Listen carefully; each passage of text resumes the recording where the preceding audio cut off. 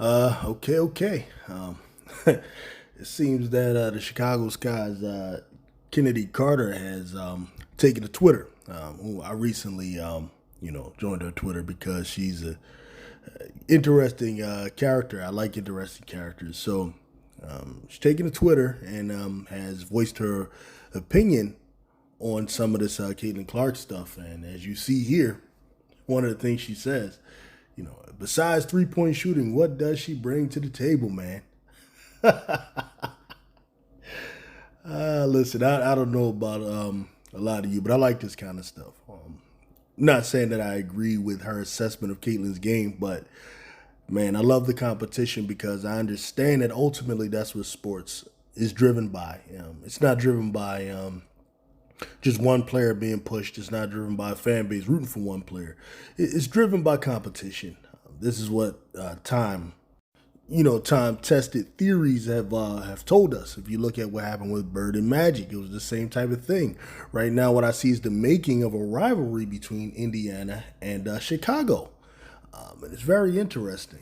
A lot of the channels out here, and I think are straight up coon channels, and then some guys who aren't really coons in real life because when it comes to like other players like a Luka Doncic, it's this one guy on YouTube. He won't give Luka Doncic any type of credit for the most part. Or he won't give Jokic a credit. He'll say Embiid is better than Jokic. He'll say Jason Tatum is better than Luka Doncic. However, but when it comes to Caitlin Clark, because it's a woman, then all of a sudden it changes. It takes this position basically that says that the player should just, I don't know, lay down or kiss her ass. I don't know what it is they want from players in the NBA. Now, Iowans, true Iowans, and people who identify as that, I like their takes the most. They actually see, they're counting the rivalry. Like what they said, there's one Iowan, he says that, he said, Caitlin 2, Reese 1. See, that's what I like. I believe that's in the spirit of sport, that sort of thing. The Iowa people, Iowa Hawkeye fans, they see it to me in the most pure way. When I say pure, I mean just sports. What's happening now, though, it's grown beyond that. And it's like more of a national phenomenon. So you have issues of race entering, which are obvious, because I'm reading too many people in my comment section calling, one group of them thugs and so on, and giving Caitlyn no type of culpability. They don't even give Caitlyn credit for being tough. They don't even want to paint her as a tough person. They want to paint her as a victim, which I think is a mistake in all of this. You should see her as an athlete. Like, this stuff is really nothing to me, man. I remember when, Allen Iverson first came to the league. Kobe Bryant was the big bad wolf for us here in Philly, telling us that he wanted to cut our throats out. I remember Chuck Person chipping at Larry Bird. That was a big thing, It's just part of the game to me, man, as long as it doesn't become something other than that. And what I don't appreciate are the people who are trying to paint these things to be something other than that. What Kennedy did, I don't care, I'll argue anybody down, was not intended to hurt her. It was intended to just, make a point. I just scored on you. What's up, B? Boom. It was that sort of thing. That's literally what it was. It came as a result of them tripping back and forth earlier in the game. Was it stupid? Yeah, but it's part of the game. Now, there's a lot of talk about, resentment and jealousy. Do these players have that towards Caitlin Clark? I would say there may be some resentment there. Jealousy thing I don't really buy. But, I will say this. I do believe many of them, and the Kennedy Carter being one, they literally believe she's not all that. I do believe there's an element of that. I definitely don't believe they look at her game and think, oh my God, I'm not as good as her. I can never be that good. And I think that because they don't think her game is all that, I think they believe that she's overrated and that these fans and all of this attention that she's getting shouldn't be garnered. They look at the fact that, she has not won a national championship, scored a lot of points and shoots a lot of threes. Yeah, they do respect that, obviously, by the way they guard her. But I think that they don't believe she earned all of this, And they also probably resent anyone believing that they should just be acting like a bunch of grateful little servants who just sit there and are supposed to roll out the red carpet because that's against the way they've been wired all their whole life. When you're wired as an athlete to go out there and play, you're gonna roll up your sleeves. You're gonna pull up your pants, and you're gonna get ready to hoop and lace them up, and that's just the reality of.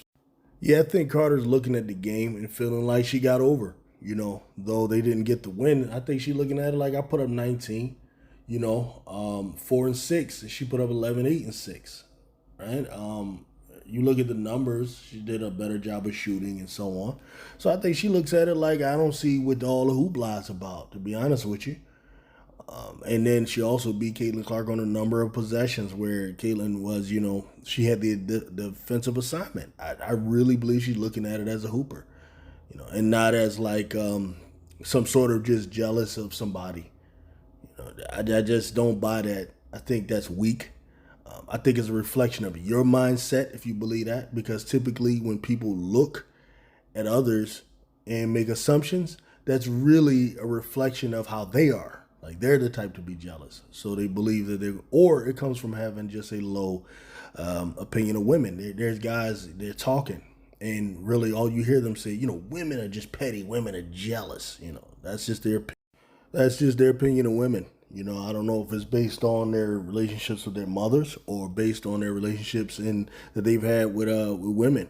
But some of them have an opinion of women where they believe women are just too estrogen riddled and to be logical and to make the correct decisions, proper decisions over just taking the emotional action in life.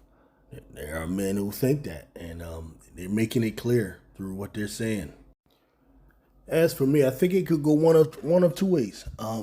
I think first of all, overall, just the attention and the rivalry, I think is all good for the game. I think that's much better for the game than if they didn't have it. If they didn't have this, I don't know what people are imagining, this clean game where Caitlin Clark is able to just score 30 points every week and live out this fantasy basketball life that a 2K thing or something, dream that some people have, or if they just let this happen by osmosis.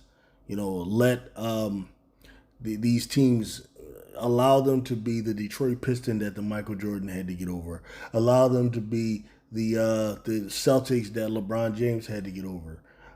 Just allow that to happen. Allow them to be the Spurs that say Steph Curry had to get over, or whatever team you want to put there. Allow that to happen by osmosis. I believe is the best way, because all attention literally is good attention when you're talking about show business, and that's what this is. Unless, of course, you don't really believe in her. Unless you don't really believe in her. I think the Fever, really, when you look at the team, there does have to be some tweaks, but I think there's some good pieces there. You look at the Fever, have been bad for a number of years. So a number of the players they have are high picks.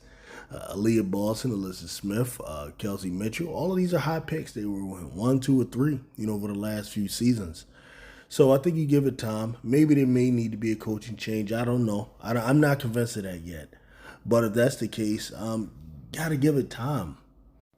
This team hasn't even practiced together. So all of those things have to be taken into consideration. I definitely believe they have to step it up on the defensive end. But beating Chicago was no small deal. That was big. And you look at it, the teammates really stepped up. People talking about the teammates stepping up to defend Caitlin Clark. How about the teammates actually stepped up to make sure they win that game? Alyssa Smith, Kelsey Mitchell, they all scored more points than Caitlin. So that's what people should be looking at. But these guys have a sickness, man. They're so narrative driven. They're so easily manipulated by narrative that they're overlooking the fact that her teammates actually stepped up and made sure they win the game, and they're only focused on the way the other team is guarding Caitlin. And they want them to actually jump up and get into fist fights and get kicked out of the game and lose. They'd rather see them get into a fist fight with the with the Chicago Sky, lose the game, but they defended Caitlin over stepping up to win. And to be honest, that's really ridiculous. Tell me what y'all think, man. I'm out.